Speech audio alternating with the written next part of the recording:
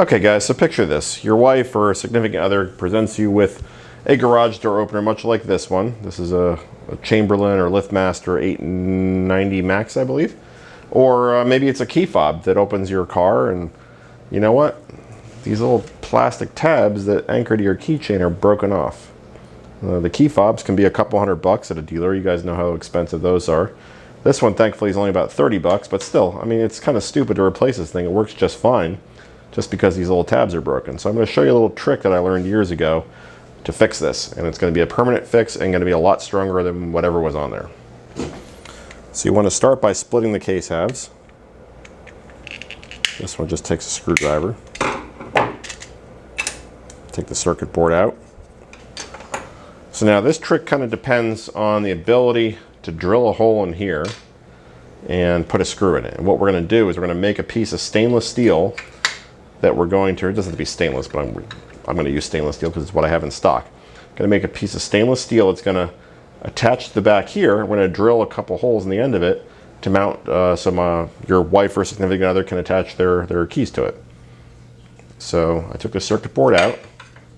Now we're going to measure how much steel we're going to need. This is some 304 stainless steel bar that I just happen to have in stock. Same stuff that your dishware is made out of, so it's pretty corrosion resistant. So I have it marked on this end here about where we want to cut it, and it's going to leave us a little bit at the end to drill some holes in. I don't want to make it too much bigger than it is. That is the key fob, but I want to leave some room to be able to drill some holes so that my wife can attach her keys to it. So I'm going to take a 4.5-inch angle grinder and we'll cut this. Remember, safety first, not third or fourth. Safety glasses. I know you guys get on me about not wearing those, so I'm doing it. Got my earmuffs, so we're being safe here, guys. All right, let's do some cutting. Going to cut right on the dotted, not the dotted line, the black line.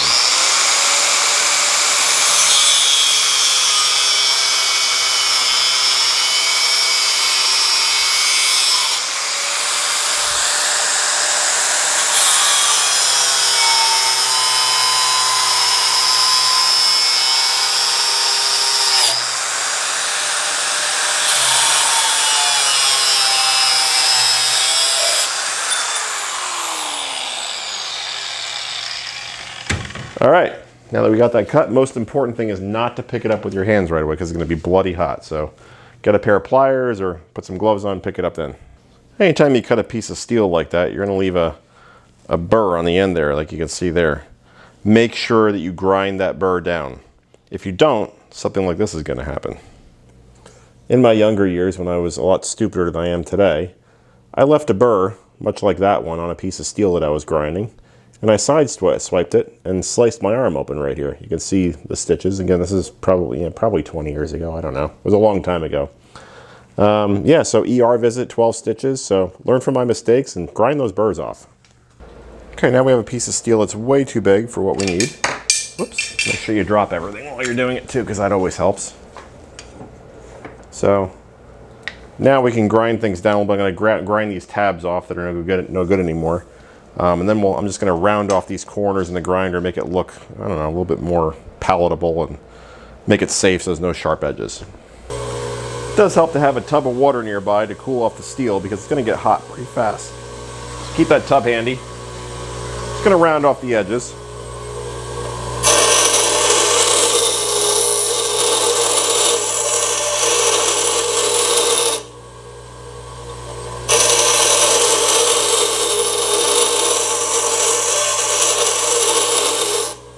Like that. Just keep working at it until you're satisfied.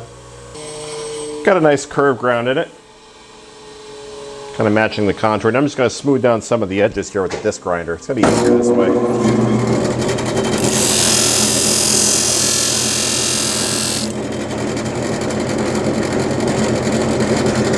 And it gets hot quick. Have that water nearby.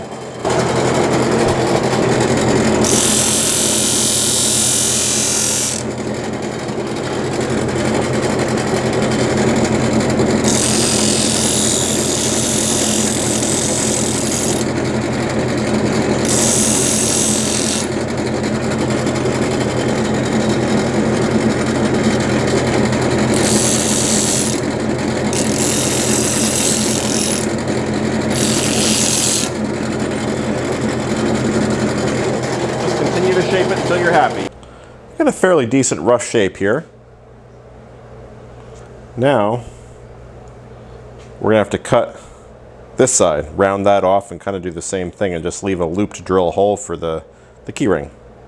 But first, I'm gonna put this back together without the printed circuit board. I'm gonna grind off all this broken stuff here because that's of no value now.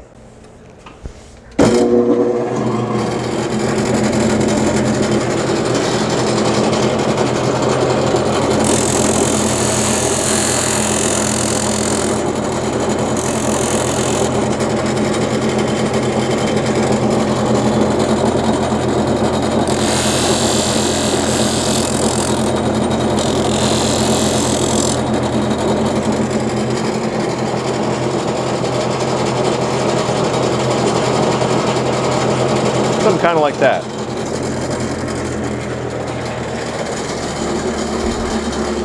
You want to be careful because plastic disappears pretty quickly on the grinder. But nice and smooth now. Now let's pry it back open and we'll mark some lines. So I'm going to draw a line kind of where the housing meets the steel there, just so I know not to cut past that line or grind past that line.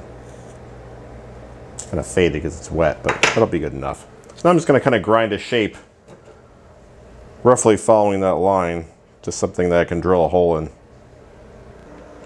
Okay, so after a little bit of grinding and tweaking and grinding and tweaking, this is kind of where I ended up. It's not perfect, but it's a pretty good fit.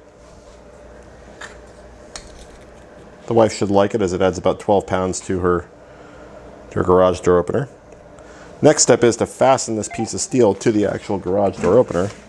And I think we're going to drill some holes through the steel, thread the steel, and put a hole in through the back here. You could also epoxy it. I mean, it depends upon what your preference is. Then we got to drill a hole in this little round portion here for the actual key ring.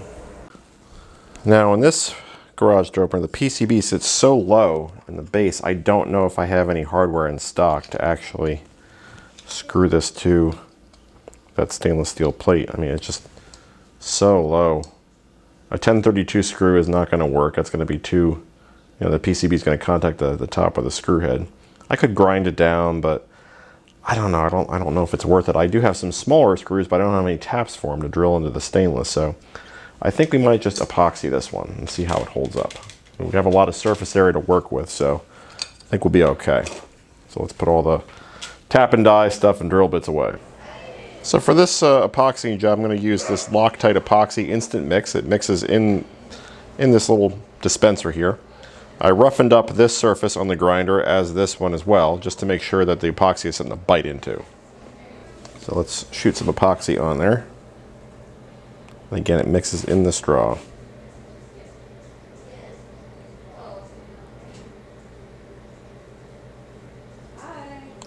I'm shooting a YouTube video, Mommy.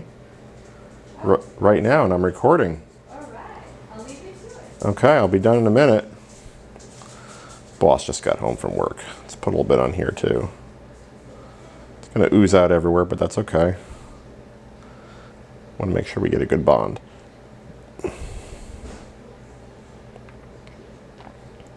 After all, this is for her, right? Make sure we're all nice and bonded here. Okay, I think we're good. This stuff sets up pretty quickly. Sorry, bad grammar. Let's plop these together. And some stuff is going to ooze out. That's fine. We'll clean that up. Let's let it ooze out the other direction while not epoxying this to my workbench.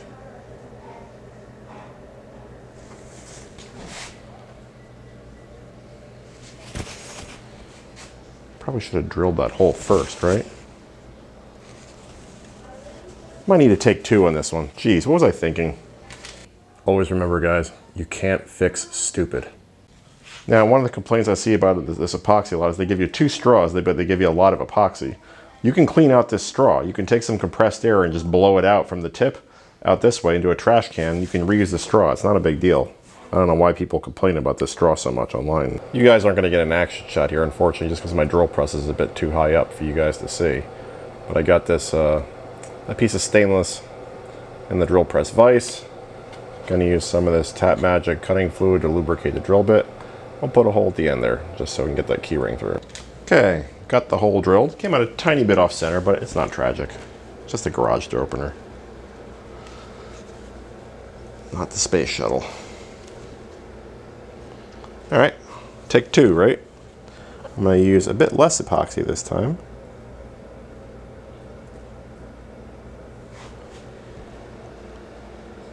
Is this thing mixing? I don't think this thing has the mixing straw. Hang on a second. That was kind of strange. I think one of the straws was defective. Didn't have these little mixing combs in here. Yeah, that looks better. At least it didn't look like it had the mixing thing. Let's see if that's enough epoxy to make a colossal mess.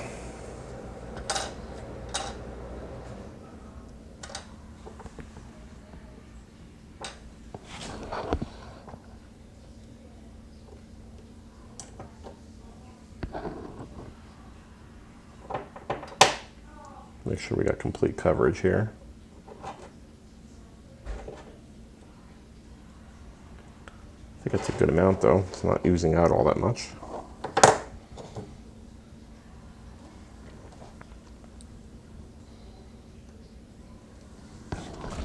Okay, at this point I think we just gotta let it cure.